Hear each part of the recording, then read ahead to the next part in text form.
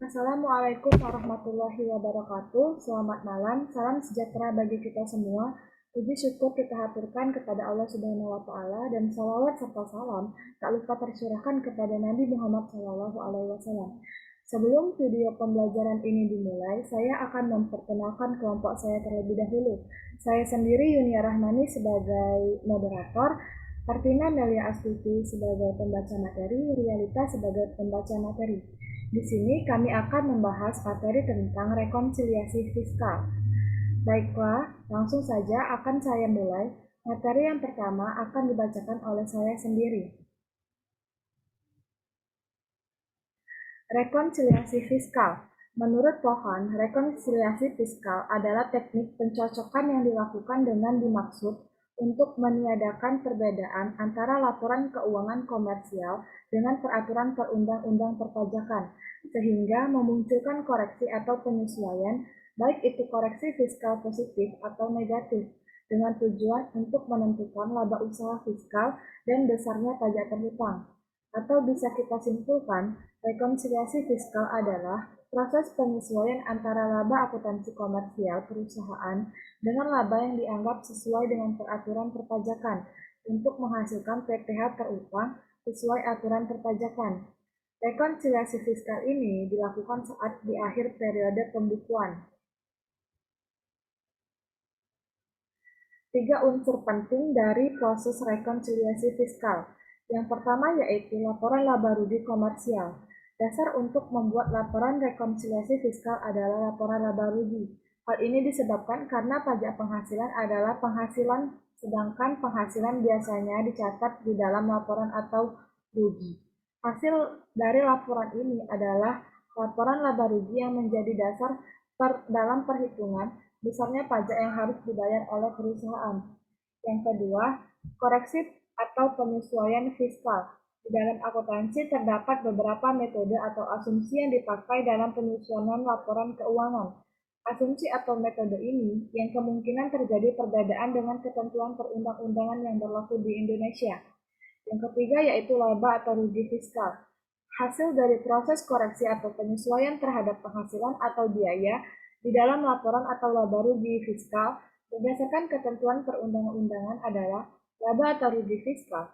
Laba atau rugi fiskal ini yang menjadi dasar di dalam perhitungan besar atau kecilnya pajak terutang bagi perusahaan.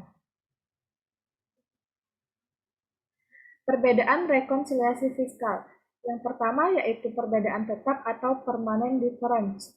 Perbedaan yang timbul akibat perbedaan peraturan perpajakan. Maksudnya di sini adalah perbedaan pengakuan penghasilan dan biaya dalam menghitung laba menurut standar akuntansi dengan ketentuan perpajakan. Perbedaan tetap ini terjadi karena adanya pendapatan dan biaya yang secara komersial diakui, tetapi di dalam peraturan fiskal atau perpajakan tidak diakui. Contohnya yaitu penghasilan PPN final, beban natura, beban yang digunakan untuk mendapatkan penghasilan yang bukan objek pajak, dan lain-lain. Yang kedua yaitu perbedaan sementara atau beda waktu, atau yang disebut dengan timing difference. Perbedaan waktu pengakuan penghasilan dan biaya tertentu dalam menghitung laba menurut akuntansi dengan ketentuan perpajakan. Perbedaan sementara mengakibatkan pergeseran pengakuan penghasilan dan biaya antar periode dari satu tahun ke tahun berikutnya yang menyebabkan perhitungan pajak atas jumlah laba yang berbeda dengan laba menurut pembukuan komersial. Contohnya, penyusutan dan amortisasi, penilaian persediaan, kompensasi kerugian fiskal, laba selisih kurs, dan lain-lain. Jenis koreksi fiskal menurut Undang-Undang Nomor 36 PPh tentang PPh koreksi fiskal terbagi menjadi dua, yaitu koreksi positif dan koreksi negatif. Materi selanjutnya akan dibacakan oleh Rialita. Kepada Rialita kami persilakan.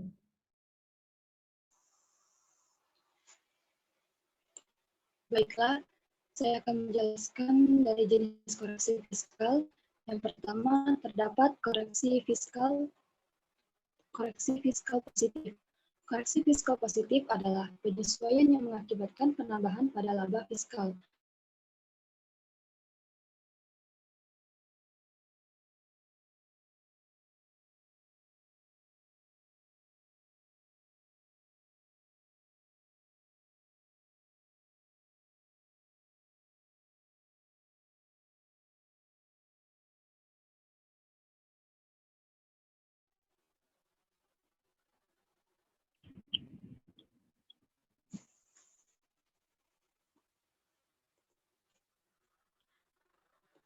Baiklah, saya akan menjelaskan dari jenis-jenis koreksi fiskal tadi. Yang pertama, terdapat koreksi fiskal positif. Koreksi positif adalah penyesuaian yang mengakibatkan penambahan pada laba fiskal. Contohnya seperti beban yang tidak diakui oleh pajak pasal ayat 1 Undang-Undang PPH, yang kedua penyusutan komersial lebih besar dari penyusutan, yang ketiga amortisasi komersial lebih besar.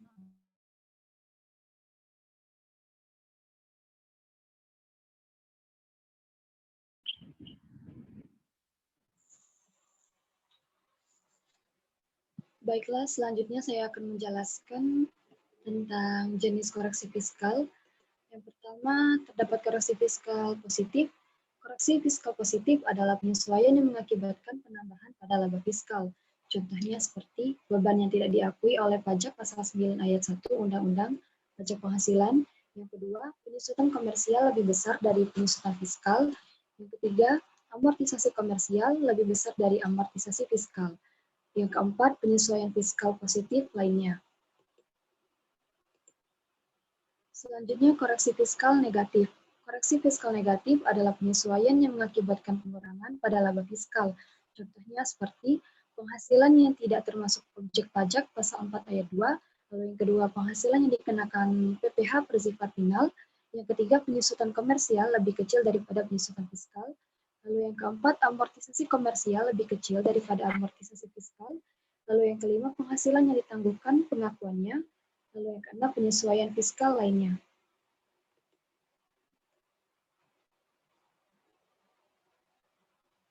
Next. Materi selanjutnya, tarif pajak. Tarif pajak penghasilan menurut pasal 17 Undang-Undang Pajak Penghasilan Nomor 36 Tahun 2008. Yang pertama, tarif PPh untuk wajib pajak orang pribadi di dalam negeri. Yang A, sampai dengan 50 juta itu sebesar 5%. Lalu di atas 50 juta sampai dengan 250 juta itu sebesar 15%. Lalu di atas 250 juta sampai 500 juta itu sebesar 25%. Lalu di atas 500 juta itu sebesar 30%. Lalu yang kedua, tarif pajak penghasilan untuk wajib pajak badan dalam negeri dan BUT adalah sebesar 25% sejak tahun pajak 2010. Lalu yang ketiga, tarif PPh pasal 31E untuk wajib pajak badan dalam negeri dengan peredaran bruto sebesar 50 juta mendapatkan pengurangan tarif sebesar 50% dari tarif 25% yang dikarenakan atas penghasilan kena pajak dari bagian bruto sampai dengan Rp4.800.000, di mana peredaran bruto yang dimaksud merupakan penghasilan yang diterima atau diperoleh dari kegiatan usaha sebelum dikurangi biaya untuk mendapatkan gaji dan memelihara penghasilan, baik yang berasal dari Indonesia maupun dari luar Indonesia, yang meliputi penghasilan yang dikenakan PPh final, penghasilan yang dikenakan PPh tidak bersifat final, dan penghasilan yang dikecualikan dari objek pajak. Lalu yang keempat, tarif PPh untuk wajib pajak badan dalam negeri yang berbentuk PT Tbk atau PT Terbuka yang paling sedikit 40% dari jumlah keseluruhan saham yang disebut diperdagangkan pada Bursa Efek Indonesia dan memenuhi persyaratan tertentu lainnya dapat memperoleh pengurangan tarif 5% lebih rendah. Lalu selanjutnya ada tarif menurut kelompok. Tarif menurut kelompok ini terbagi menjadi dua, yaitu kelompok harta berwujud dan kelompok harta tidak berwujud. Dalam kelompok harta terwujud terbagi lagi menjadi dua bagian, yaitu bukan bangunan dan bangunan. Dalam bukan bangunan terdapat 4 kelompok, lalu di bangunan terdapat 2 kelompok. Dalam kelompok harta tidak berwujud terbagi menjadi 4 kelompok. Untuk gambarnya bisa dilihat di sini. Lalu untuk rumus perhitungan dari penyusutan atau amortisasi, depresiasi per tahun, nilai perolehan dikurang dengan nilai sisa dibagi dengan masa manfaat. Sedangkan rumus untuk fiskal yakni nilai perolehan dikali tarif atau depresiasi per tahun, nilai perolehan dikurang 0 dibagi masa manfaat tarif per kelompok. Tarif kelompok. Berikut contoh soalnya. Sebuah meja yang terbuat dari logam senilai 2 juta ditaksir masa manfaatnya 2 tahun tanpa nilai sisa. Maka penyusutan meja per tahunnya adalah untuk bagian komersial, depresiasi per tahun sama dengan 2 juta dikurang 0, dibagi 2 tahun, masa manfaatnya itu 2 tahun, dapatlah hasilnya sebesar 1 juta. Lalu untuk fiskal, depresiasi per tahun sebesar 2 juta dikurang 0, dibagi 8 tahun masa manfaatnya. Untuk 8 tahun ini didapat karena meja logam itu termasuk ke dalam kelompok 2 seperti gambar di atas tadi, maka masa manfaatnya itu 8 tahun. Dan hasilnya mendapatkan 250.000. Jadi depresiasi meja per tahun menurut akuntansi komersial sebesar 1 juta dan menurut akuntansi pajak sebesar 250.000. Selisih sebesar 750.000 dan ini akan dilakukan koreksi fiskal, yaitu koreksi positif. Baiklah, materi selanjutnya akan dibacakan oleh Saudari Partina. Kepada Partina dipersilakan.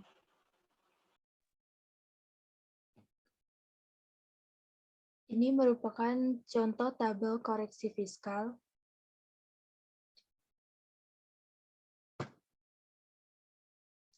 Selanjutnya, tahap melakukan rekonsiliasi fiskal. Yang pertama, mengetahui penyesuaian fiskal apa yang dibutuhkan. Yang kedua, menganalisis elemen penyesuaian supaya menentukan pengaruh elemen terhadap laba usaha yang dikenakan pajak. Yang ketiga, memantau angka koreksi fiskal positif dan negatif. Yang keempat, menyusun laporan keuangan sesuai fiskal sebagai lampiran SPT tahunan pajak penghasilan. Teknik rekonsiliasi fiskal. Yang pertama, jika suatu penghasilan diakui menurut akuntansi, tetapi tidak diakui menurut fiskal, rekonsiliasi dilakukan dengan mengurangkan sejumlah penghasilan tersebut dari penghasilan menurut akuntansi, yang berarti mengurangi laba menurut akuntansi. Yang kedua, jika suatu penghasilan tidak diakui menurut akuntansi, tetapi diakui menurut fiskal, rekonsiliasi dilakukan dengan menambahkan sejumlah penghasilan tersebut pada penghasilan menurut akuntansi, yang berarti menambah laba menurut akuntansi.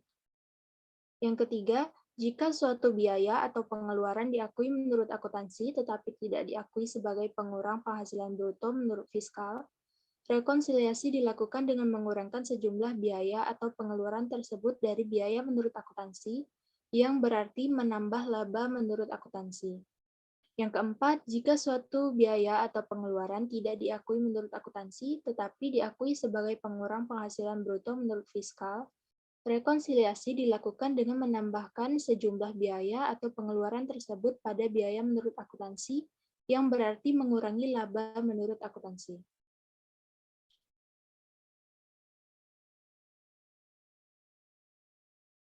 Timbulnya koreksi fiskal.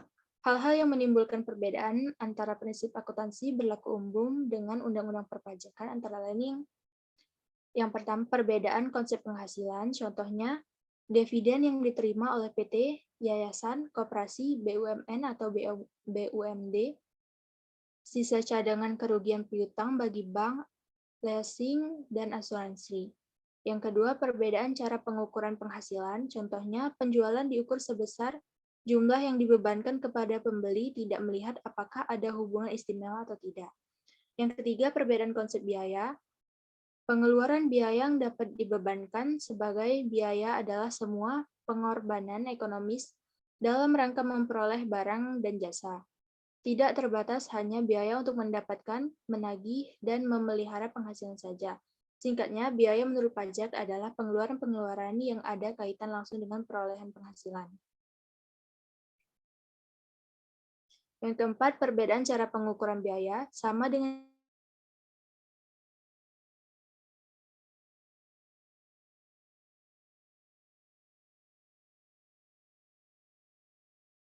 pembebanan atau alokasi biaya, contohnya penyusutan, hanya metode garis lurus dan saldo menurun dengan tarif yang telah ditentukan. Yang kedua, pengakuan kerugian piutang hanya menggunakan metode langsung. Yang ketiga, penilaian persediaan hanya menggunakan metode rata-rata dan FIFO. Yang keenam, adanya penghasilan yang kena pajak penghasilan secara final. Penghasilan yang dikenakan pajak secara final berarti telah diperhitungkan pajak penghasilannya sehingga tidak perlu diperhitungkan lagi dalam menghitung pajak penghasilan di akhir tahun, maka harus dikeluarkan dari laporan perhitungan laba rugi.